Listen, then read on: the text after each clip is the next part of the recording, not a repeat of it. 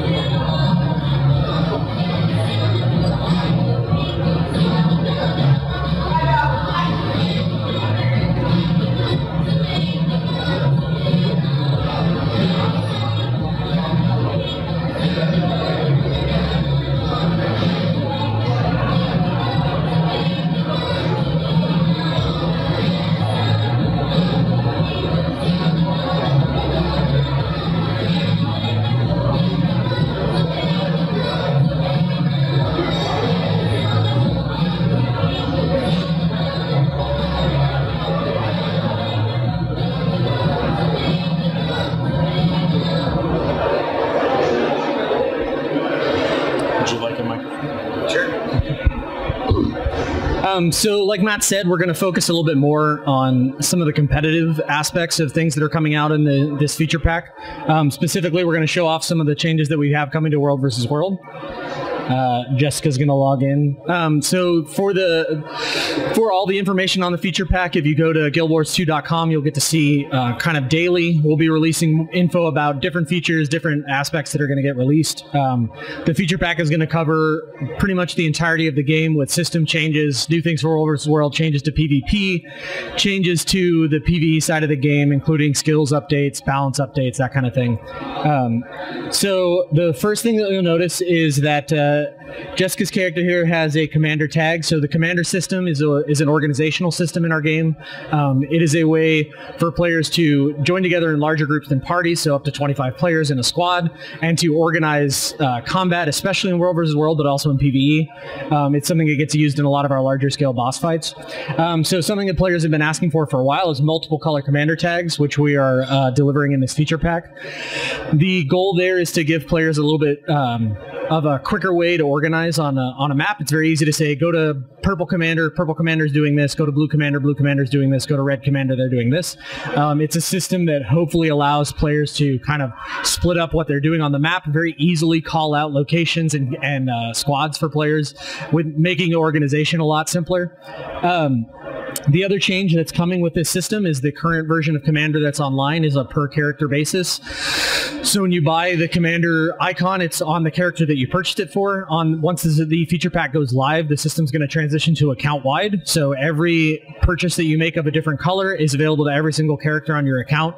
The idea there being that being a Commander isn't really necessarily something that's inherent to your character. It's more about you as a player. So we want you to be able to feel free to play any of your characters in World vs. World or PvE, but still command large groups of players when that's the kind of thing that you want to do.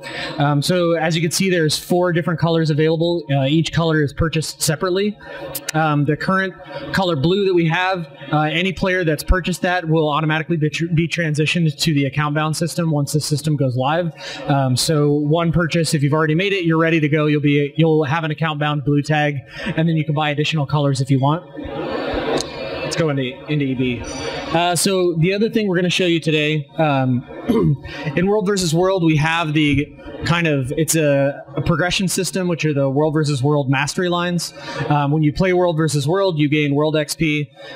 As you rank up in the World versus World system, you have points that you get to spend on different lines that show off and expand a bunch of different abilities. So you can focus in on being better at using catapults. You can focus in on carrying more supply, which is the unique resource in World versus World. There's a wide variety of things that you can do. The line that we're going to be introducing in this feature pack is the final siege weapon upgrade line, which is the Siege Golem. The Siege Golem is really kind of the top tier of siege weapons. It's a very slow moving but very powerful weapon that players use for knocking down gates and knocking down walls. You can also use it on other players if that strikes your fancy, although it's mostly geared towards knocking down and taking objectives. The upgrades that we have in this line kind of are of a piece with the other upgrades we have to other siege weapon lines. So there's an upgrade to the basic attack stats. There's an upgrade to the basic defensive stats. There are also 3 upgrades that are unique to the Siege Golem. So the first of those is a speed boost that gets placed on your Golem when you knock down a gate. The idea being that currently in the game, what tends to happen is players that are piloting a Golem will take down a gate, but because the Golem is so slow and they want to keep up with the rest of the group, they leave the Golem at the gate, they run up to capture the objective with the rest of the players, and then they run back to the Golem. So what you're going to see here is when Jessica takes down this gate, now that she's in that line, she gets a 15-second speed boost, which makes her about as fast as a player while she's in the Golem, and lets her keep up with the group, go contribute to the fight against the Lord, and still be part of that capture without having to leave the Golem suit behind.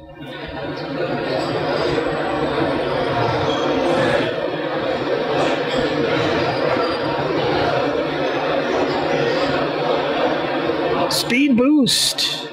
So there you go. You can see she's moving considerably faster than she does at the default speed of the Golem.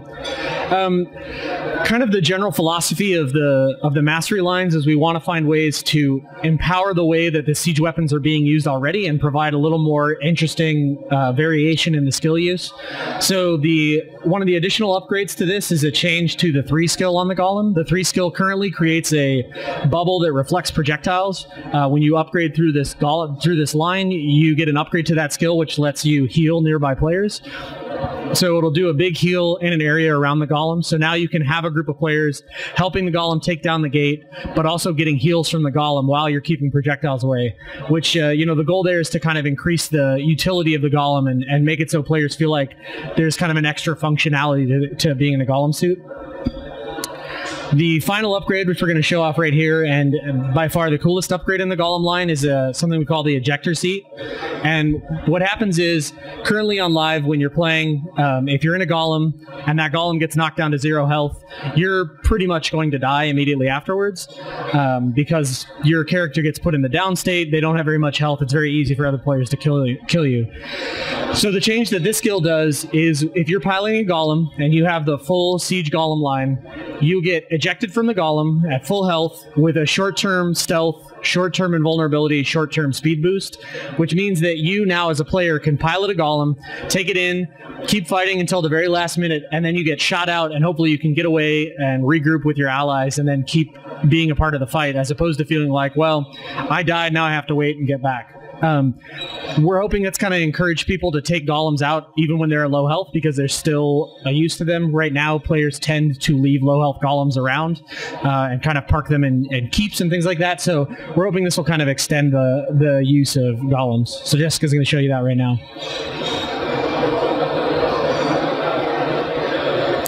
It also does an AoE knockback and damage around the golem, so not only do you hopefully have the chance to get away, but you've knocked down all the guys that were around trying to kill you, so you get a little piece of that as well. So the other thing we want to show you today is our first addition to the Traps and Tricks vendor since we introduced them, and it is our first trick, which is the Siege Disabler trick. So the traps are kind of a system where you purchase an item, you lay that item down, and then later when an enemy player runs over, it triggers an effect. One of the traps removes stealth from other players. Another trap destroys supply for all the players that are in the area. This trick functions much more like a grenade, which is so it's a thrown object. It hits the ground and has an effect in an area. And what this trap does is it disables all of the siege weapons that are in the area of effect for 45 seconds. So you'll notice now that catapult can't be used anymore. If there was a player using the catapult, they're kicked off the catapult. It can't be used for the duration of this time. So it provides a bunch of utility to a player. It means that if you're assaulting an objective and maybe they've set up a bunch of arrow carts or a catapult in a position like this, you can get in, you can throw it down, and now you can take out that catapult and they can't use it against you. Even more powerfully, as a group defending an objective, you can, as a small group, shut down a large amount of siege weapons. So if, say, a large group of enemies, they've put down 3 or 4 flame rams, they're starting to take down your gate, you run up, you throw the siege disabler, and now they have 45 seconds where they're not going to be able to do anything with those flame rams. So you have the opportunity to destroy the flame rams, maybe start repairing the gate, maybe you can kill some of them, maybe you can hold out for long and get reinforcements. There's a whole wealth of opportunities that this opens up. We're really expecting that this is going to have some significant changes to the way that the game plays, especially incentivizing defense, which is something we are constantly looking for ways to improve. So we think this is going to have big effects. It's a change that we want to put in and see what those effects are before we make additional changes, because World vs. World is kind of almost a living organism, so you put in a small change, it has an effect that you foresee, but then the counterplay is something you didn't see, and then the counterplay to that counterplay is another thing you didn't see. So we like to put in a change like this and kind of see how it progresses before we make any additional adjustments. So we're really excited about this. We think it's going to have a lot of strong impact on defense. The final thing that we want to show off, which is this armor set here that the character is wearing, is our first unique reward armor set. This is the Glorious Heroes armor set. It is a PvP armor set. This particular version is very, very prestigious. It's for a very small number of players. To earn this armor, the pieces of this armor set, you need to win the Tournament of Glory, which is a tournament we just recently announced. It fits in the paradigm of the Tournament of Legends, which is a tournament that we've held twice now, and it's for really top-end PvP players. So the top 3 teams in the Tournament of Glory will get a number of pieces of this armor set, and really the goal here is for there to be an armor set that is kind of, like I said, it's a prestige piece. It's a piece that lets you show off and lets people recognize, okay, that person walking around right there has really put in their time and is really a badass. And it's something we're really excited to start introducing. As a subset of this, we have another variant of the armor, which is called the Glorious Armor Set. And that armor set is really geared more towards your average PvP player. PvP reward tracks are a reward system in PvP. As you play PvP, you earn points along this reward track and you start getting items and other rewards. There's always kind of a capstone reward at the end. The Glorious reward track, which will be introduced in the feature pack, has a single piece of the Glorious Heroes armor set as its capstone. So a player who just plays enough PvP can, progress through this armor track, start earning it, and can show off that they're a hardcore PvP player who's played a lot. It's something that we're really excited about, having a new way for PvP players to feel like they stand out and have a way to show off, hey, I'm a PvP player. You can tell that I've been putting in my time. So we're really excited about that. You can see the armor set. Like I said, it's a variant. The Glorious Heroes armor set has a little more flash. It's a little more, we really wanted that to be a big showy piece. This is a slightly toned down version of it, but still a new armor set that's unique to PvP, and that's the only way that you can earn it. Say what? Yeah, all 3 are finished. Sure. Jessica, can you show them the medium one?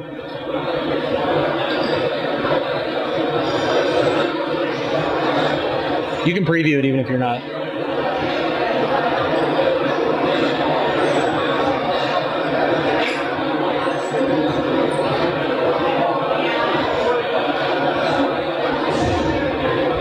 So the kind of feel that we went for with this armor set is very much combat. We wanted it to feel like, this is a suit of armor that you're going to wear into battle and a way to show off, especially focusing on PvP. We want it to be something that's like, this is a suit for people that really like to get into the thick of it and fight. So all from light up to heavy is very much kind of, there's a lot of armor. It's very functional. We wanted it to have kind of that showy element. It's based somewhat off of the Hall of Monuments from Guild Wars 1, but is very much of kind of a full-scale armor set that is, like I said, it's very badass and about getting into battle and fighting. The final thing that we wanted to show you is the mini pet that Jessica has out, which is the llama mini pet, which will be familiar to our PvP players. It's a mini pet that we're adding to the game. It's going to be a fairly exclusive mini pet. It's something that we'll be giving away at conventions, but also something that you can earn from watching streams of PvP tournaments, as well as participating in PvP tournaments. So it'll be a reward in the Tournament of Glory and most likely in future tournaments as well. But it's another addition to the mini pet family. But this one is one that we really wanted to bring after there was so much fan love for the llama finisher. Oh, and actually, for the very familiar, I also wanted to show off one last piece, which is an upgrade to the combat log.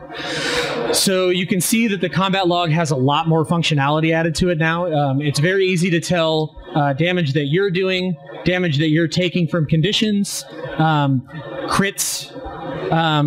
In addition, so it's much more readable now. It's very easy to tell the sources of damage and what they are. The other thing that's really nice is now all of the skills, all the player skills have mouse over and provide skill facts. So as a player, you're in World versus World, speaking of personal experience, and a thief has just killed you immediately, and you want to try and figure out what the heck the thief just did to you. When you res back, you can go into your combat log and you can start mousing over skills and be like, oh, backstab, okay, that was it. Oh, these are the 3 things that they hit me with. We're hoping this will be a tool, not just for high-end players, but also for casual players who want to start learning more about the game, to start figuring out what other classes are doing and how that's affecting their gameplay. So we're really excited about the changes. Like I said, you can see now all the skills have mouse over, all the player skills have mouse over effects, and it's just a lot more readable. So we're really excited about that change as well. Questions?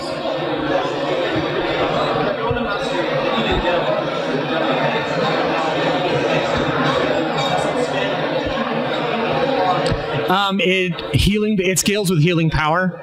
So I think it's a base of around 1,000, but then healing power adds to it as well.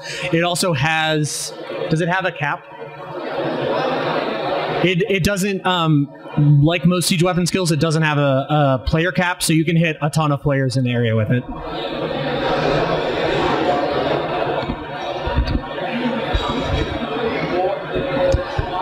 Yeah, so the thing that's one of the other changes that's coming with the commander system is the price is going to increase. Now that we're moving to an account-bound system, we feel like there's a different value proposition.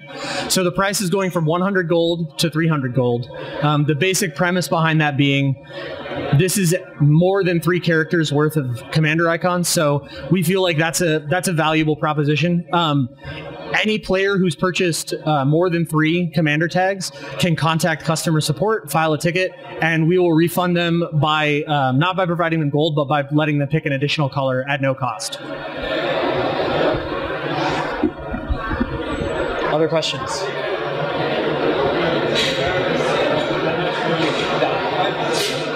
Yes. So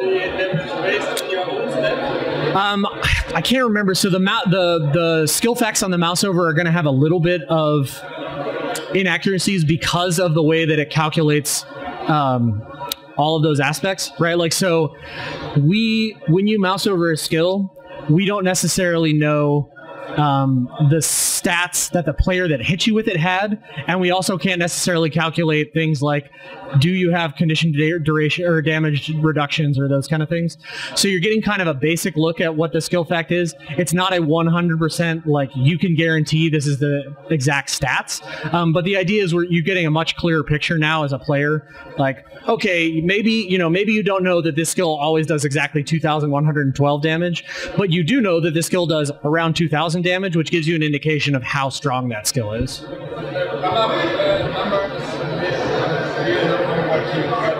Yes, yeah, the color number, the numbers in the log, so these numbers are 100% the numbers that you got hit with. And the colors are used to delineate the type of damage it is. So if you also, Jessica, can you show me the options? The other thing that comes with this is there's a bunch of expanded options. So you can choose, oh, I don't want to see any outgoing damage. Oh, I only want to see this kind of outgoing damage. Oh, I only want to see this kind of incoming damage.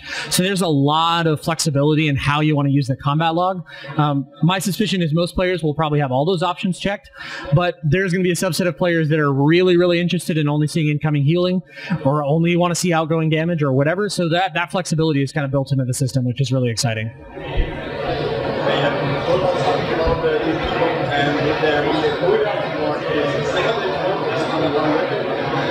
So you can hit as many siege weapons as in the area. I don't think this skill has an internal cooldown, does it? I don't think so. So it does, like the traps, it costs 10 supply to use. So that's going to be most of the limiting factor. So long as you're capable of picking up supply quickly, you can throw a bunch of them down over a quick period of time. But you do need to be able to actually get 10 supply to use it. So that's kind of that's where the balance point is there. It's a thing where, like I said, it'll kind of take on a life of its own, and if it turns out once it goes live that maybe there's some adjustments that need to be made, we'll certainly look into that. But right now, we're expecting that the supply is really going to limit the use of that to that extent. Anybody else? Awesome. Well, thank you guys very much.